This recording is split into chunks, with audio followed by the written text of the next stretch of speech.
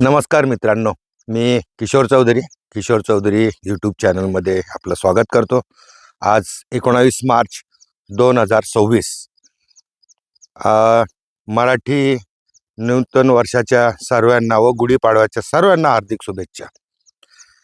आपण वेळोवेळी व्हिडिओ टाकत राहतो.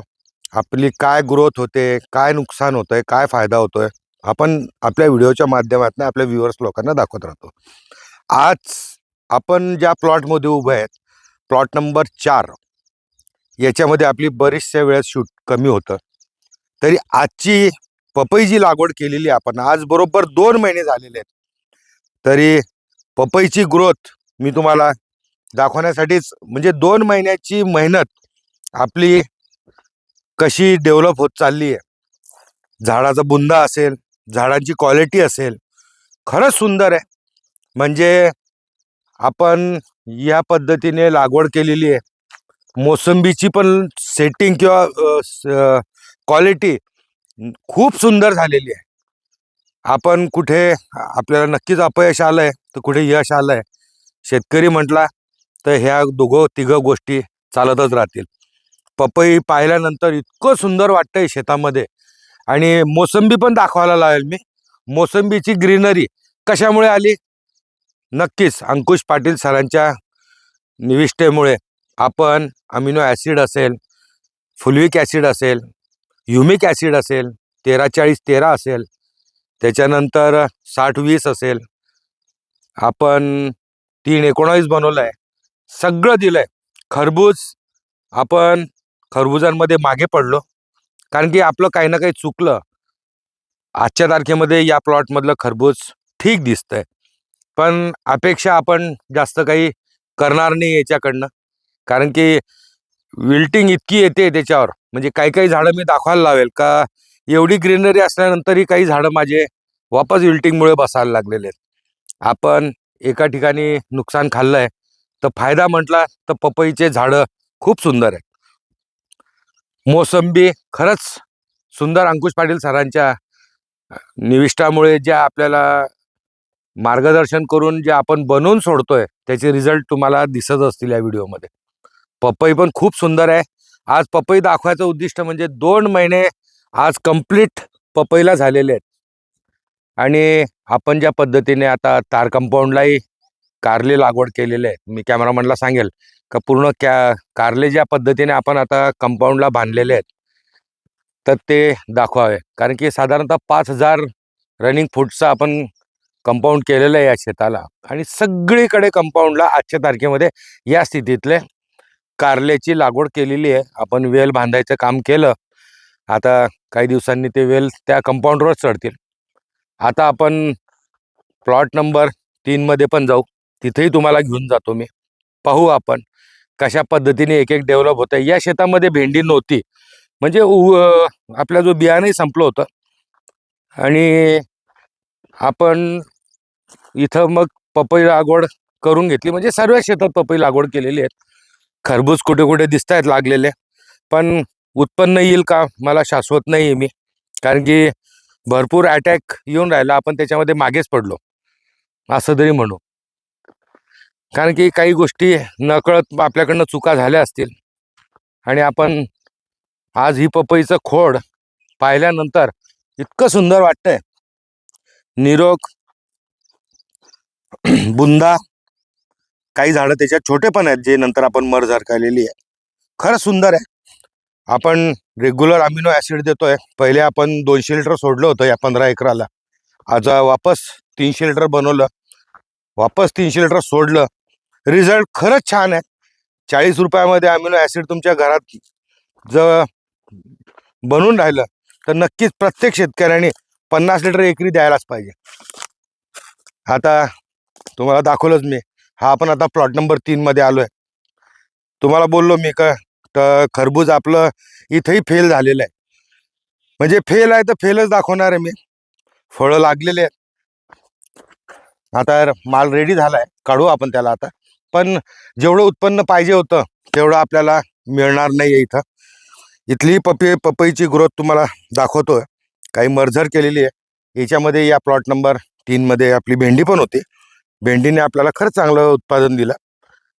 प्रत्येक शेताचा तुम्हाला वॉक राऊंड करतोच आहे मी, दाखवू.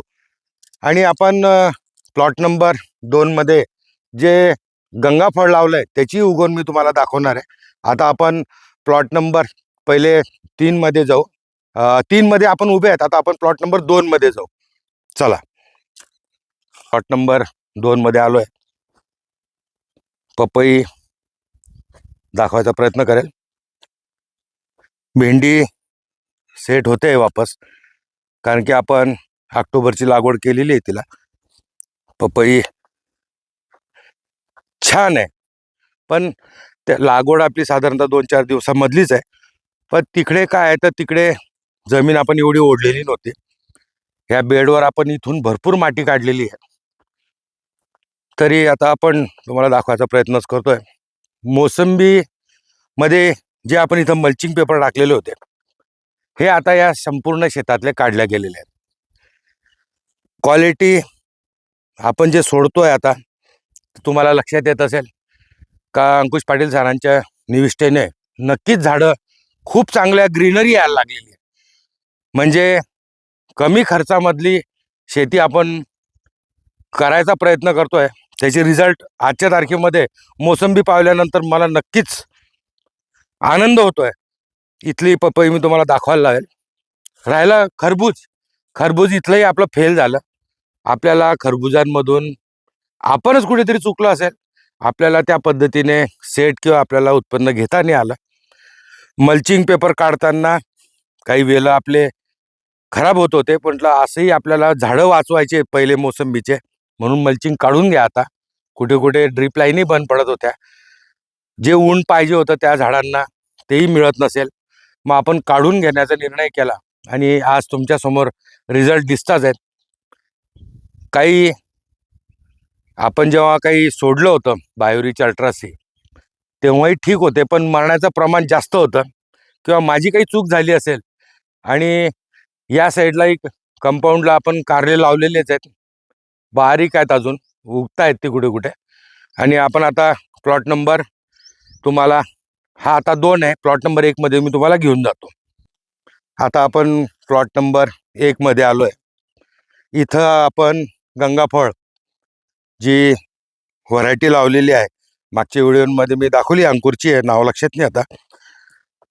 उगायला लागलेलं आहे, रोप दिसायला लागलाय. 2 फुटाचं अंतर ठेवलेलं आहे आपण. 2-2 फुटांवर बेडवर आपण लावलेले आहे. आणि पपई दाखवायचा प्रयत्न करेल तुम्हाला. खूप छान प्रकारे इथेही आहे. इथलाही आपण मल्चिंग पेपर काढून घेतला. काही चुका आपल्याकडनं नक्कीच झाल्या असतील. आज झाडांची क्वालिटी खरंच सुंदर झालेली आहे, म्हणून म्हटलं आज पपईलाही आपल्याला 2 महिने झालेले आहेत, त्याचंही पपईचंही विश्लेषण दाखवू आणि सांगू. मोसंबी पण दाखवू. जी पिवळटपणा होता त्याला, त्या मोसंबीला, तो बराचसा निघत चाललाय. तेच अमोनिया ॲसिड असेल, ह्युमिक ॲसिड असेल किंवा निविष्ठा जे आपण बनवतोय त्याचा नक्कीच रिझल्ट आहे. आणि आपण आता प्लॉट नंबर 5 मध्ये जाऊ. 1ची पण माहिती दिली मी तुम्हाला, 2 पण दाखवला, 3 प्लॉट नंबरही दाखवला, 4 नंबरही दाखवला. सुरुवात करताना आपण 4, 3, 2 या पद्धतीने आलेलो आहे. आता आपण प्लॉट नंबर 5 मध्ये जाणार आहे. खरबूज जे आपलं गंगाफळ जे उगलेलं आहे ते पहिले दाखवा. 2-2 फुटाचं अंतर आहे. दोन्ही साईड बेडच्या दोघा साईडला आपण लावलेले आहेत. याचा व्हिडिओ आपण गंगाफळ लागवडीचा आपण टाकलेलाच आहे, तुम्ही पाहिलाही असेल तो. मोसंबी खरंच चांगली सुधारायला लागलेली आहे. तरी आता आपण प्लॉट नंबर 5 मध्ये जाऊ.